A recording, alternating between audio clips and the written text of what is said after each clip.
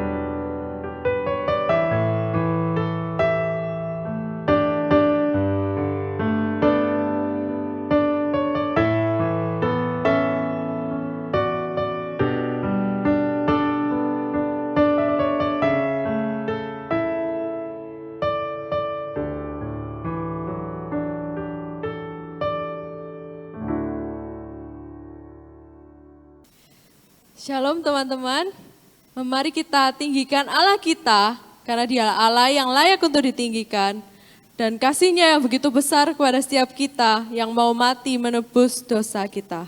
Mari kita pujikan, mulia bagi Allah.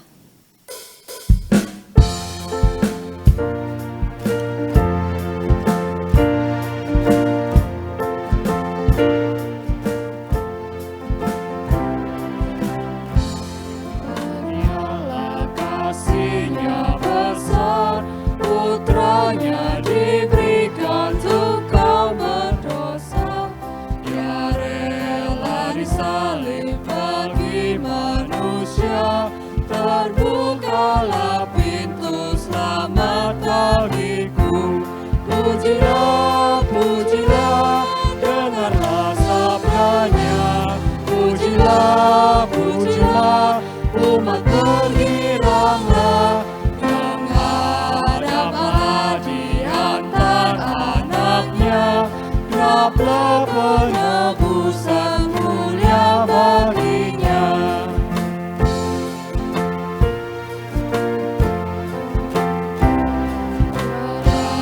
Anaknya jadi penebusan, itu janjinya bagi yang percaya, dan dosaku betapapun besarnya, Dia menghapus dan membasuh semuanya. Pujilah, pujilah, dengarlah sabdanya. Pujilah, pujilah, umat bergiranglah, menghadap Allah di antara anaknya, dapatlah penebusan mulia baginya. Dia mengajarkanku kebenarannya, sungguh senangku di dalam putranya, amat sukacita tiada bandingnya, ketika aku melihat wajahnya. Pujilah, pujilah, dengarlah sabdanya. Pujilah, pujilah, umat bergiranglah, menghadap Allah di antara anaknya, dapatlah penebusan mulia baginya. Pujilah, pujilah, dengarlah sabdanya. Pujilah, pujilah, umat bergiranglah, menghadap Allah di antara anaknya, dapatlah penebusan mulia baginya. Mari kita berdoa. Bapa kami yang di surga, terima kasih Tuhan atas kesempatan kami boleh sekali lagi datang ke hadirat-Mu untuk beribadah kepadamu Tuhan. Kiranya Engkau yang menyucikan hati setiap kami, sehingga kami boleh layak untuk datang, untuk beribadah, untuk menyembah Engkau Tuhan. Persiapkan hati kami Tuhan, pimpin dan sertai kami. Terima kasih Tuhan, dalam nama Tuhan Yesus kami sudah berdoa, amin. Tuhan begitu mengasihi kita, Dia mau mati dan menebus dosa kita. Tapi Tuhan juga setia dan adil.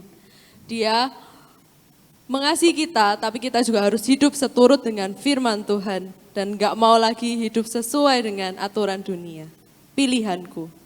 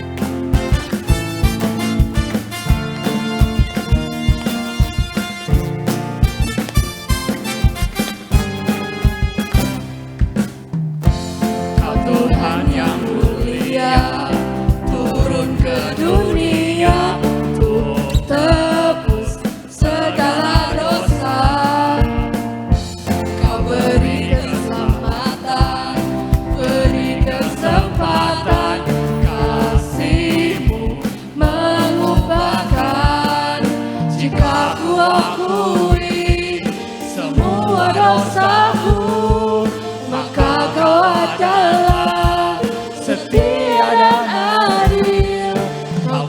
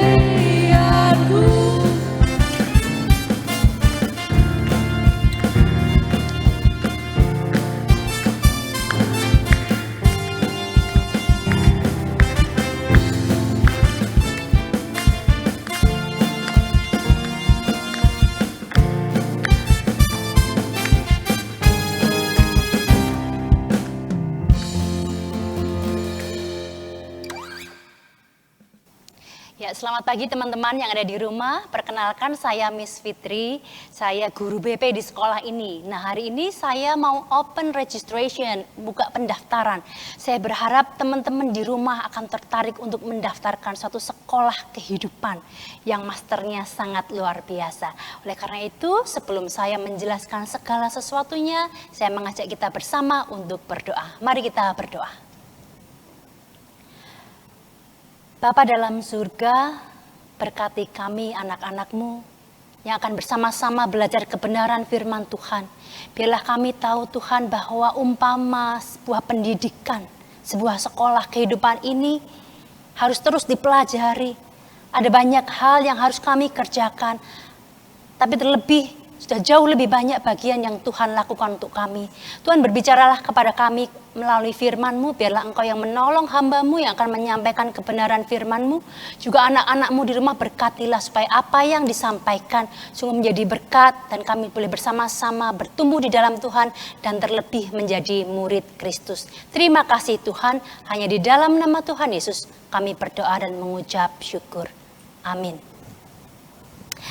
Ya, teman-teman di rumah, mari sebelum saya menjelaskan lebih lanjut tentang registration ini, kita akan bersama-sama membuka Alkitab kita dari Lukas, pasal yang ke-9. Lukas pasal yang ke-9, ayat yang ke-22 sampai ayat yang ke-27. Saya akan membacakannya untuk kita semua. Pemberitahuan pertama tentang penderitaan Yesus dan syarat-syarat mengikut Dia. Dan Yesus berkata, anak manusia harus menanggung banyak penderitaan dan ditolak oleh tua-tua, imam-imam kepala dan ahli-ahli Taurat, lalu dibunuh dan dibangkitkan pada hari ketiga. Katanya kepada mereka semua, setiap orang yang mau mengikut aku, ia harus menyangkal dirinya, memikul salibnya setiap hari, dan mengikut aku. Karena barang siapa mau menyelamatkan nyawanya, ia akan kehilangan nyawanya. Tetapi barang siapa kehilangan nyawanya karena aku, ia akan menyelamatkannya. Apa gunanya seorang memperoleh seluruh dunia, tetapi ia membinasakan atau merugikan dirinya sendiri? Sebab barang siapa malu karena aku, dan karena perkataanku, anak manusia juga akan malu karena orang itu, apabila ia datang kelak dalam kemuliaannya dan dalam kemuliaan Bapa dan malaikat-malaikat kudus. Aku berkata kepadamu, sesungguhnya di antara orang yang hadir di sini, ada yang tidak akan mati sebelum mereka melihat kerajaan Allah.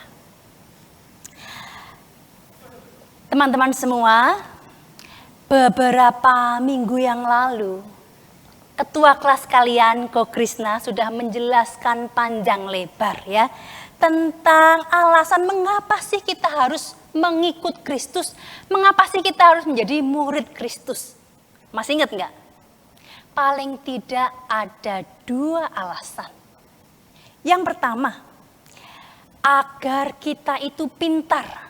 Kita menjadi murid Kristus, kita mengikut Kristus supaya kita pintar, tidak mudah dibodohi oleh iblis. Sehingga kita tidak menjadi budak dosa, kita tidak terjerat dalam jebakan dosa. Kalau kita sudah lebih pintar, tentunya kita tahu setiap jebakan yang ada. Yang kedua yang dijelaskan oleh Ko Krisna pada waktu itu, agar kita menjadi penjala manusia yang membawa generasi kita kepada Kristus nantinya. Ya teman-teman, jelas ini memang bukan hal yang mudah untuk dilakukan. Sangat-sangat sulit. Tapi jangan khawatir. Kita nanti akan belajar lebih jauh ya. Kenapa sih kita harus melakukan semua itu? Terlebih mengapa sih kita ini harus menjadi murid Kristus? Ya, kita pertama-tama harus mendaftar register. Makanya registrasi hari ini dibuka untuk teman-teman semua ya. Seperti halnya sekolah yang lain teman-teman, kalau kita mau register, ya tentunya ada segepok file atau requirement gitu ya yang harus dipenuhi. syarat-syaratnya, nilai-nilai, ijazah, pembayaran, dan lain sebagainya. Tapi good news-nya, sebenarnya Tuhan Yesus sudah membayar itu semua untuk kita ya. Sudah memberikan beasiswa penuh. Tetapi memang tetap ada satu bagian, kalau kita bisa sebut tanggung jawab yang kita bisa lakukan. Tetapi nanti di akhir kita akan lihat, apakah itu semata-mata tanggung jawab yang membebani kita, atau justru itu adalah sebuah privilege, sebuah hak istimewa, di mana kita bisa join sekolah kehidupan, menjadi murid Kristus. Ya. Oke, kita akan lihat lebih lanjut dari perikop yang kita tadi sudah baca dari Lukas ya. Dikatakan bahwa di ayat 23 ini ya, memang LAI sendiri juga memberikan judul bahwa ini adalah syarat-syarat mengikut Tuhan, mengikut Kristus. Rasanya kok begitu berat ya. Di ayat yang ke-23 dikatakan bahwa katanya kepada mereka semua, setiap orang yang mau mengikut aku, yang mau mengikut Kristus, harus menyangkal dirinya, memikul salibnya setiap hari, dan mengikut aku. Wow, ini 3 hal yang tampaknya begitu berat. Tapi kita coba lihat lebih dalam, menyangkal diri, apa sih menyangkal diri itu? Nah teman-teman, di dalam Alkitab versi Bahasa Indonesia Masa Kini atau BIMK ya. BIMK ini menggunakan bahasa Indonesia sehari-hari, jadi sebenarnya lebih gampang dipahami. Dikatakan gini, di ayat yang ke-23 ya. Kemudian Yesus berkata kepada semua orang yang ada di situ, orang yang mau mengikuti aku harus melupakan kepentingannya. Jadi menyangkal diri itu artinya melupakan kepentingannya. Kalau dalam bahasa saya sendiri sebenarnya menyangkal diri itu ya tidak mengutamakan diri kita. Diri kita tidak menjadi yang utama atau yang pertama. Ini senada ya. Melupakan kepentingan kita, tetapi permasalahannya melupakan kepentingan ini bukan suatu hal yang natural. Biasanya, umumnya kita menempatkan diri kita itu di atas kepentingan orang lain. Kepentingan keluarga kita bahkan. Dan lebih-lebih terkadang malah di atas kepentingan Tuhan. Kita menjadi sentral di dalam kehidupan kita. Segala sesuatu harus tertuju kepada kita. Kepentingan kita menjadi di atas segala-galanya. Betul? Nah, itu memang karena natur dosa kita semua sudah jatuh di dalam dosa. Jadi mau tidak mau kita memang terikat dengan natur yang seperti itu. Katakanlah contoh-contoh hal kecil lah ya, misalnya di era sebelum pandemi gitu ya, pulang gereja, papa mama mau ajak makan sama Koko sama Titi gitu ya. Mungkin Titi bilang, "Mah, aku mau makan makanan Jepang hari ini." Tetapi karena kalian gak suka, mungkin secara spontan kalian akan bilang, "Aku gak suka makanan Jepang, pergi ke tempat yang lain aja." Kepentingan kita, kesenangan kita, kesukaan kita selalu menjadi lebih utama. Itu natur. Nah lalu bagaimana sih untuk mengubah paradigma ini? Bagaimana caranya kita tidak menjadi senter lagi di dalam kehidupan kita? Nah secara esensial saya mau jelaskan begini.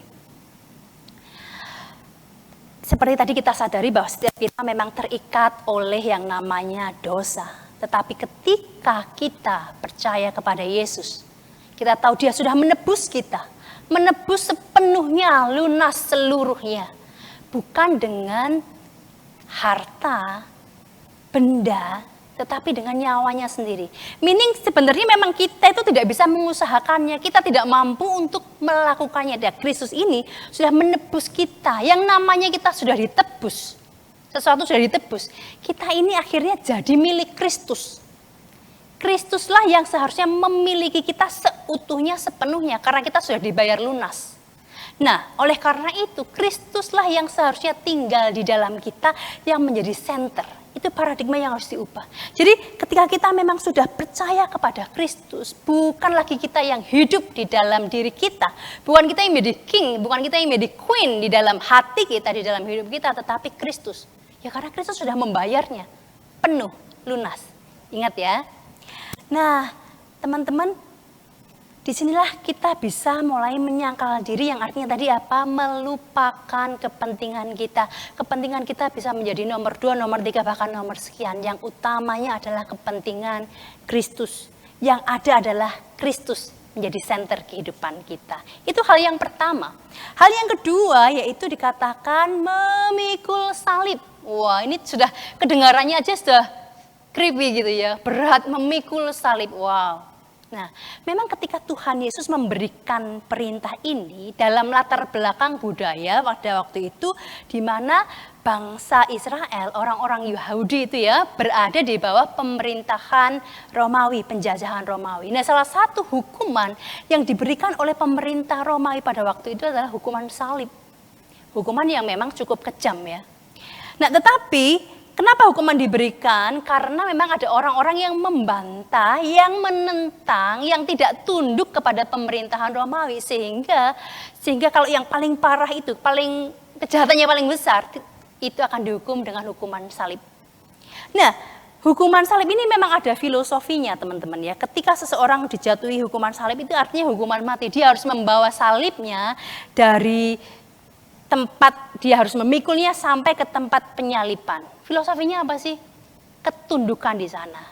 Kamu yang mula-mula menentang pemerintah Romawi, sekarang kamu pikul salib, kamu tunduk, submit. Ada submission di sana. Nah, itu yang mau ditekankan oleh Kristus. Ketika kita pun menjadi murid Kristus, kita submit, tunduk. Bukan pada pemerintah Romawi tentunya, tetapi kepada Allah, kepada Kristus.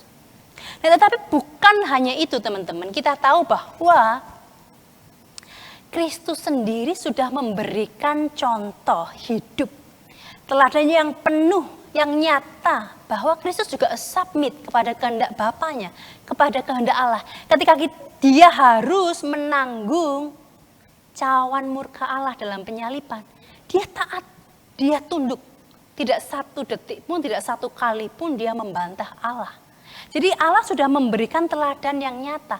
Kita para pengikutnya harus juga sama. Memikul salib kita yang artinya tunduk kepada Allah. Mungkin sampai di sini kita berkata, praktisnya gimana sih rasanya kok susah ya? Ya artinya memang kita mengikut Kristus, memikul salib, ada ketundukan di sana dan kita melakukan setiap hal yang Tuhan kehendaki. Pastinya ada penderitaan di sana karena salib sendiri juga lambang penderitaan. Mungkin akan ada air mata di sana, pergumulan yang berat, kesusahan, rasa sakit.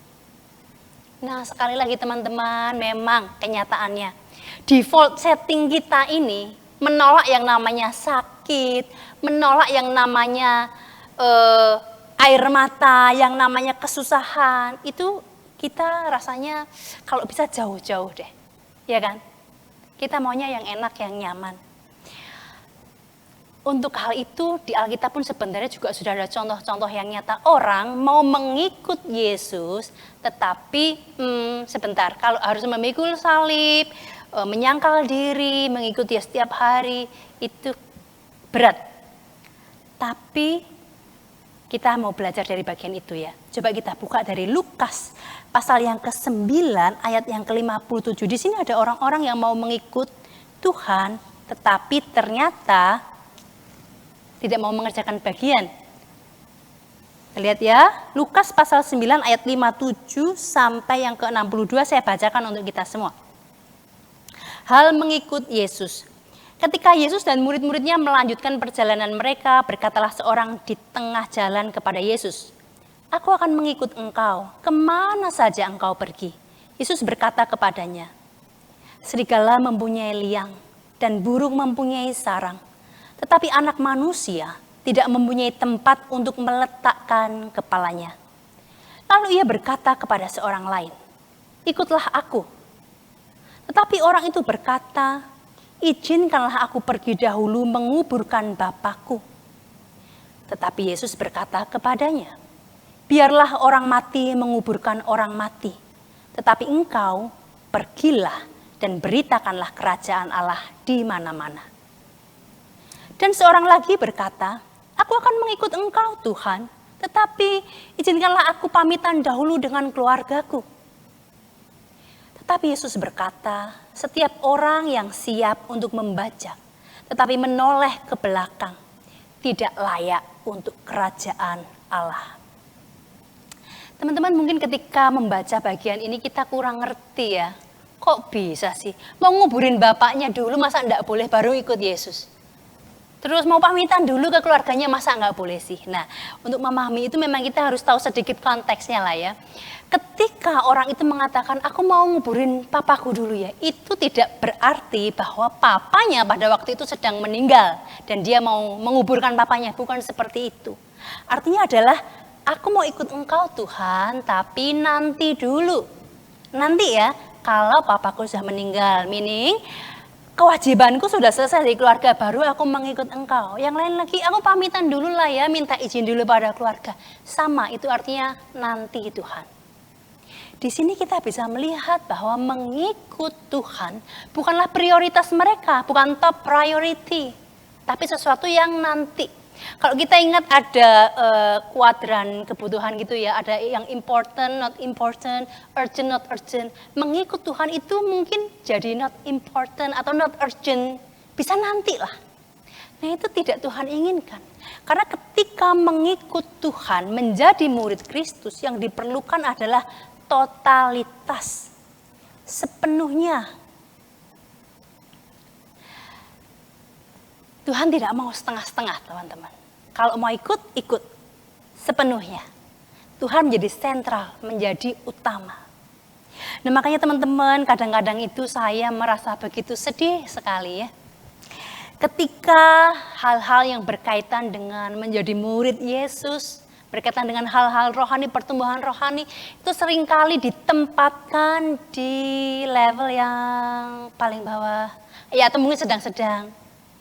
Misalnya nih, besok aku mau ujian yang sangat penting menentukan kelulusanku. So hari ini aku mau belajar dari pagi sampai malam non-stop. Bahkan makan pun mungkin di tempat belajar. Karena ini penting, aku mau dapat nilai yang terbaik dengan hasil yang maksimal, yang memuaskan. Saya bilang itu bukan hal yang buruk, itu hal yang baik, saya setuju. Tetapi kalau misalnya pilihannya adalah seperti ini, oleh karena itu, karena aku mau ngejar ini, untuk saat teduh, ya nanti aja lah, besok kan masih bisa, masih ada beberapa hari ke depan kan. Terus ini hari Minggu sih, hujannya hari Senin, untuk ibadah online ya nantilah, kan setiap minggu ada. Jadi bisa minggu depan, kalau ujian ini cuma 1 kali kok, jadi aku harus full. Walaupun padahal ibadah itu cuma 1 jam atau 1,5 jam. Ketika melihat hal seperti ini, saya itu kadang merasa sedih. Lebih mengutamakan studi di atas semuanya. Bahkan hal menyembah Tuhan, beribadah itu jadi hal yang jauh di bawah. Les lebih penting. Saya tidak katakan bahwa belajar dengan sungguh-sungguh, les dengan semangat, itu bukan hal yang tidak penting. Tidak, itu hal yang penting. Tetapi mengikut Kristus, menjadi muridnya jelas jauh lebih penting. Itu hal yang terpenting. Nah kadang kesalahan kita itu menempatkan yang penting menjadi yang terpenting menjadi kurang penting. Ini menyedihkan teman-teman. Apakah bisa mengikut Kristus seperti itu? Tidak. Nah teman-teman semua, sampai di sini kita berkata, oke, baiklah saya akan belajar mungkin. Menyangkal diri, mengutamakan Kristus, menempatkan yang terpenting menjadi yang terpenting. Tetapi untuk beberapa hal rasanya too much. Rasanya berat nih. Oke, sebelum kita cepat-cepat mengambil kesimpulan seperti itu, saya mau berikan sedikit ilustrasi ini ya. Ini ilustrasi nyata dalam kehidupan sekolah, karena kita kan temanya tentang sekolah gitu ya. Katakanlah gini teman-teman, teman-teman ini mau masuk ke dalam atau mendaftar sebuah sekolah atau sebuah universitas ternama. Universitas yang begitu keren, bukan hanya kerenan, tetapi karena memang prestasinya luar biasa. Katakanlah di bidang olahraga, tim volinya, tim basketnya, tim futsalnya, semuanya sering kali memenangi kejuaraan. Di bidang organisasi, kepemimpinannya bagus, tiap murid-muridnya ini dididik dengan baik, jadi punya skill organisasi yang bagus. Kemudian di bidang akademis, murid-muridnya ini seringkali memenangkan olimpiade, wah sukses sekali. Di bidang ekstra yang lain mungkin kesenian, paduan suara, vokal grup, alumninya ini seringkali go internasional secara profesional, menjadi penyanyi-penyanyi kenamaan. Wah siapa yang tidak mau sekolah ke tempat yang seperti itu. Nah ketika kita mau mendaftar sekolah atau universitas semacam itu, saya yakin di benak teman-teman tidak ada yang terpikir gini, ketika aku masuk ke sekolah itu, ketika aku kuliah di tempat itu, aku akan santai-santai, aku akan usahanya minimum atau enak-enakan. Tentu saja tidak. Ketika kalian membayangkan akan masuk ke sekolah itu, pasti ada effort yang besar, ada usaha yang besar. Jangankan untuk masuk, masih mendaftar aja ini. Mungkin kita di waiting list. Persaingannya begitu ketat. Kalau di sekolah lain katakanlah nilai 85 sudah jalan lancar. Masuk di sekolah ini mungkin minimum 95. Persaingannya pun ketat. Nah kalau kita mau masuk sekolah yang begitu baik, kita mau mengupayakan dengan sungguh-sungguh, dengan maksimal. Karena kita tahu outputnya, hasilnya pasti juga akan seimbang. Ini berbanding lurus. Ketika sesuatu itu susah, kita tidak give up kan? Karena kita mau achieve itu, mau raih itu. Sama halnya dengan mengikut Kristus. Dikatakan mengikut Kristus itu rasanya susah ya, berat ya. Menyangkal diri, memikul salib, mengikut Dia. Itu memang sesuatu yang berat memang, tetapi hasilnya, outputnya, itu melampaui apa yang kita bisa bayangkan. Coba kita lihat teman-teman ya. Dari Lukas pasal yang ke-18. Pasal yang ke-18 kita lihat di ayat yang ke-28 sampai 30 saya akan bacakan. Petrus berkata, "Kami ini telah meninggalkan segala kepunyaan kami dan mengikut Engkau," kata Yesus kepada mereka. "Aku berkata kepadamu, sesungguhnya setiap orang yang karena kerajaan Allah meninggalkan rumahnya, istrinya atau saudaranya, orang tuanya atau anak-anaknya akan menerima kembali lipat ganda pada masa ini juga. Dan pada zaman yang akan datang ia akan menerima hidup yang kekal." Balasannya setimpal. Dikatakan berlipat kali ganda. Kita boleh mengorbankan banyak hal, meninggalkan banyak hal. Tetapi itu tidak hanya seimbang, tapi outputnya melampaui dari yang kita bisa bayangkan. Jadi ini worth it gitu ya.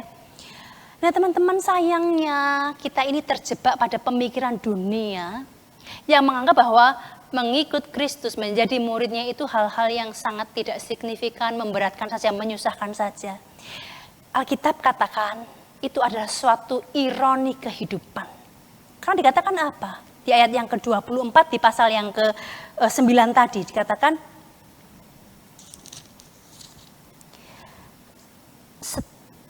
karena barang siapa mau menyelamatkan nyawanya, ia akan kehilangan nyawanya. Tetapi barang siapa kehilangan nyawanya karena aku, ia akan menyelamatkannya. Artinya apa sih? Ketika kita fight for something, seperti kita itu sedang berjuang untuk kehidupan kita, itu hal yang terpenting seperti nyawa kita. Kita mengupayakannya sedemikian rupa, ternyata kita kehilangan nyawa kita, hidup kita, diri kita. Sesuatu yang jauh lebih penting. Ini suatu ironi. Bahkan di ayat yang ke-25 Tuhan Yesus katakan, apa gunanya seseorang itu memperoleh seluruh dunia, tetapi ia membinasakan atau merugikan dirinya sendiri. Saya sebut ini tragic trade-off. Perdagangan yang sangat tragis sebenarnya. Kita memperoleh seluruh dunia dikatakan. Apa saja yang kita bisa bayangkan? Kekayaan, kesuksesan, popularitas, kenyamanan hidup. Apa saja yang kita bisa bayangkan. Kalau kita peroleh semuanya itu, tetapi kita kehilangan nyawa kita. Kita kehilangan hidup kita. Kita kehilangan diri kita. Ini suatu hal yang tragis teman-teman. Itu tidak seimbang. Saya pernah membaca satu kisah teman-teman. Di sebuah panti jompo, ada seorang yang sudah lanjut usia. Memang itu kan tempat jompo ya untuk orang-orang yang sudah tua. Seorang bapak, ya katakanlah umur 80 tahun. Wajahnya yang keras, jarang tersenyum. Ya, menunjukkan guratan-guratan kehidupan yang memang cukup pelik dia sudah lewati. Tapi jangan salah, bapak ini adalah seorang yang sukses, seorang yang kaya raya. Segala usahanya berhasil. Tapi kenapa dia bisa berakhir di rumah jompo dengan kepedihan, dengan kesendirian, tidak ada keluarga yang mengunjungi, tidak ada teman.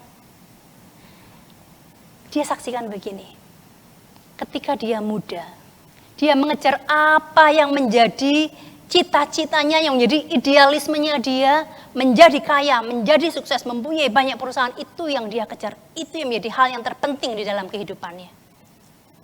Ketika dia memperoleh semuanya itu bagus, itu sukses. Tetapi sayangnya dia mengabaikan sesuatu yang jauh lebih penting. Yaitu relasi dengan anaknya, dengan istrinya, sampai istri dan anaknya meninggalkan dia.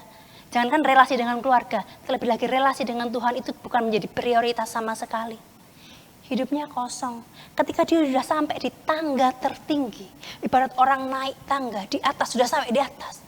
Lalu dia hanya duduk seorang diri, menikmati kekayaannya, tidak juga. Dia berakhir di panti jompo, sepi, sendiri, dan sengsara. Itulah gambaran ketika kita ini melakukan tragic trade-off. Kita menukarkan segala sesuatunya demi impian yang kita capai, tetapi kita mengabaikan yang terpenting. Oleh karena teman-teman, saat ini saya mengajak kita untuk memikirkan secara serius hal ini. Mari saya mengundang kita untuk register menjadi murid Kristus, menjadi pengikutnya. Sebenarnya memang kita tidak ada pilihan lain. Artinya gini, dikatakan di ayat yang selanjutnya di bagian ini teman-teman. Di ayat yang ke-26. Barang siapa malu karena aku, yaitu karena Tuhan Yesus, dan karena perkataanku, yaitu karena firman-Nya, kelak ketika Anak Manusia datang dalam segala kemuliaannya, kemuliaan Bapa, dikatakan juga kemuliaan malaikat-malaikat kudus, di dalam segala kemegahannya, kita yang malu untuk mengikut Tuhan, kita sendiri tidak diakui oleh Tuhan. Ini menyedihkan sekali. Teman-teman, saya tidak ingin hal ini terjadi kepada kita. Dengan perspektif yang baru, di ayat yang ke-22, sebelum Tuhan Yesus memberikan perintah untuk kita ini memikul salib, menyangkal diri, sebenarnya di awal sekali dalam bagian itu Tuhan sudah mengatakan, Anak Manusia itu harus menanggung banyak penderitaan, ditolak oleh tua-tua, imam-imam kepala dan ahli-ahli Taurat, bahkan dibunuh, tapi kemudian dibangkitkan. Nah, ini artinya apa sih teman-teman? Tuhan itu sebenarnya sudah menanggung itu semua. Nah, kita yang ada di belakangnya, kita yang menjadi pengikutnya, kita yang mengikuti jejaknya saja. Tuhan sudah berdiri di depan, menjadi tameng untuk kita semua. Dia sudah menanggung, membayar lunas seperti tadi saya bilang. Jadi sebenarnya kita tinggal mengikuti path, jejak yang harus diikuti selangkah demi selangkah. Tuhan sudah tanggung. Jangan bilang gini, itu terlalu berat Tuhan. Tuhan sudah tanggung bagi kamu dan bagi aku. Lalu mendaftarlah, ikutlah Dia. Sekali lagi di dalam firman Tuhan di Matius juga dikatakan bahwa sebenarnya yang diberikan oleh Tuhan Yesus adalah kuk yang ringan, yang empuk. Karena kita tidak berjalan sendiri, kita berjalan bersama Tuhan. Teman-teman, di akhir dari perenungan ini, di akhir dari open registration ini, tentunya saya berharap kita semua register. Enroll now, daftarkan dirimu. Tuhan, aku mau jadi muridmu. Semuanya sudah ditanggung olehmu, sudah ditanggung lunas. Kalau banyak berkas yang harus kita kumpulkan, tenang. Tuhan sudah lunaskan semua. Nikmati, syukuri, dan jadilah muridnya yang berkenan kepada Allah. Mari kita berdoa. Bapa di dalam surga, terima kasih. Satu hak istimewa, satu kesempatan yang begitu berharga. Engkau membuka sekolah kehidupan, di mana Engkau menjadi guru, menjadi master, menjadi sosok yang harus kami ikuti senantiasa. Tuhan, ini suatu kesempatan yang sangat baik, suatu kesempatan emas. Terima kasih Tuhan untuk segala sesuatu yang sudah Engkau bayarkan di muka. Terima kasih untuk kebaikan-Mu, kemurahan-Mu. Bila saya menikmati ini Tuhan, bila kami sungguh-sungguh mau berjalan bersama Tuhan, mengikuti setiap jejak-Mu, tolong kami Tuhan, kuatkan kami, supaya sungguh kelak Tuhan, pada waktunya kami sudah matang, kami boleh menjadi penjala-penjala manusia, membawa generasi kami kepada Tuhan, untuk mengikuti Engkau dengan sungguh. Terima kasih Bapa, hanya di dalam nama Tuhan Yesus, kami berdoa dan mengucap syukur. Amin. Mari bersama-sama dengan umat Tuhan di segala tempat dan di sepanjang abad kita bersama-sama mengucapkan pengakuan iman rasuli yang berbunyi demikian. Aku percaya kepada Allah, Bapa yang Maha Kuasa, Khalik langit dan bumi, dan kepada Yesus Kristus anaknya yang tunggal Tuhan kita, yang dikandung dari Roh Kudus, lahir dari anak darah Maria, yang menderita sengsara, di bawah pemerintahan Pontius Pilatus, disalibkan, mati dan dikuburkan, turun ke dalam kerajaan maut. Pada hari yang ketiga, bangkit pula dari antara orang mati, naik ke surga, duduk di sebelah kanan Allah, Bapa yang Maha Kuasa. Dan dari sana ia akan datang untuk menghakimi orang yang hidup dan yang mati. Aku percaya kepada Roh Kudus, gereja yang kudus dan am, persekutuan orang kudus, pengampunan dosa, kebangkitan tubuh, dan hidup yang kekal. Amin. Mari kita meresponi firman Tuhan dengan memberikan persembahan. Biarlah lagu ini boleh menjadi respon kita untuk memberikan hidup kita untuk Tuhan.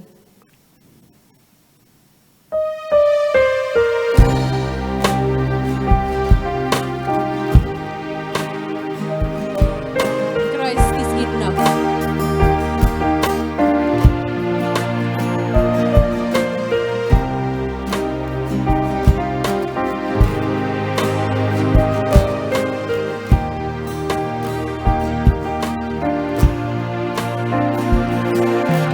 Christ is my reward and all of my devotion.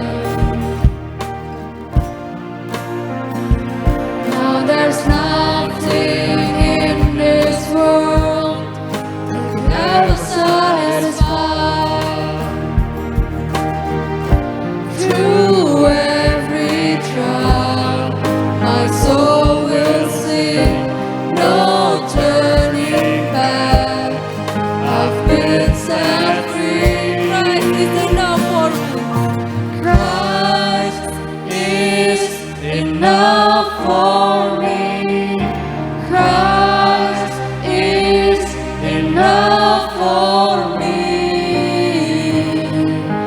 Everything I need is in you. Everything I need. Christ, my all in all. Christ, my all in all, the joy of my salvation, and this hope will never fail. Heaven is our home. Through every storm, my soul will sing. Jesus is here. To God be the glory. Christ is enough for me. Christ is enough for me. Everything I need is in you. Everything I need. I have decided to follow Jesus. No turning back. No turning back. I have decided to follow Jesus. No turning back. No turning back. The cross before me, the world behind me. No turning back, no turning back. The cross before me, the world behind me. No turning back, no turning back. Christ is enough for me. Christ is enough for me.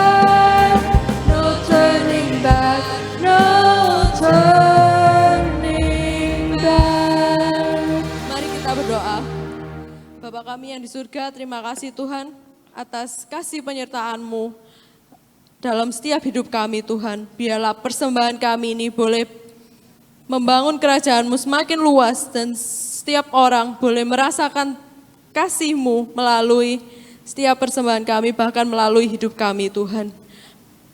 Kami serahkan hidup kami ke dalam tangan-Mu Tuhan, biarlah Engkau yang terus memelihara kami, menuntun kami sehingga kami boleh hidup sesuai dengan apa yang kami telah nyanyikan ini Tuhan, bahwa kami tidak akan mundur sebagai murid-Mu. Terima kasih Tuhan, kami serahkan semuanya hanya dalam tangan-Mu. Di dalam nama Tuhan Yesus kami berdoa, amin. Segala pujian, hormat, dan kemuliaan hanya bagi Allah Bapa, Putra, dan Roh Kudus. Doksologi.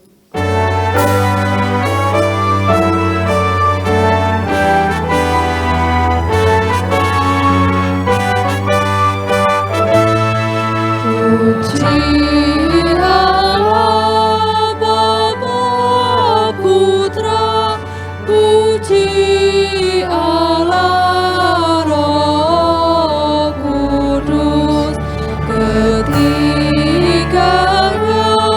yang esa, berbakat.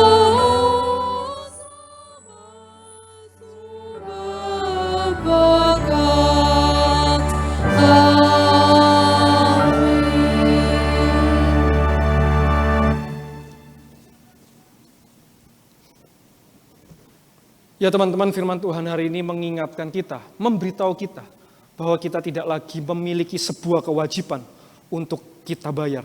Tetapi sebaliknya begitu banyaknya hak yang akan kita terima. Karena Kristus telah membayarnya, telah membayar seluruh kewajiban kita.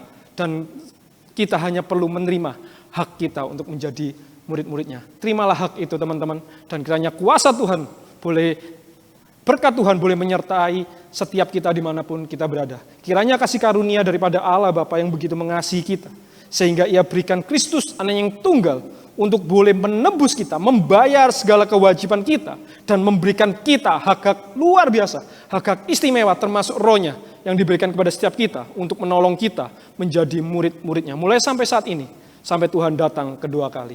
Amin.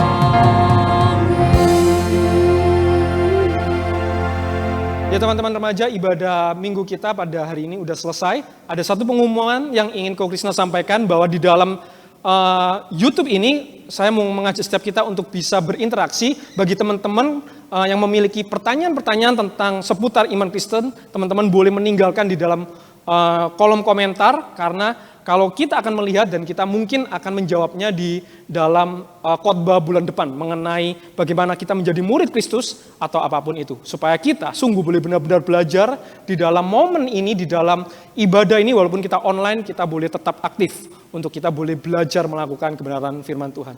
Amin. Tuhan Yesus memberkati.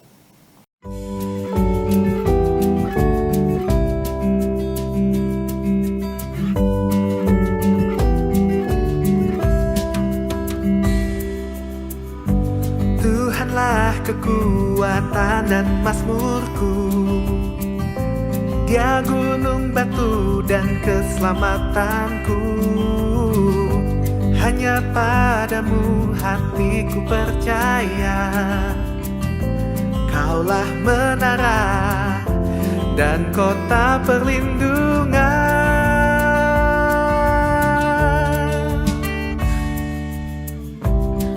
Mau selalu bersyukur sebab cintamu padaku takkan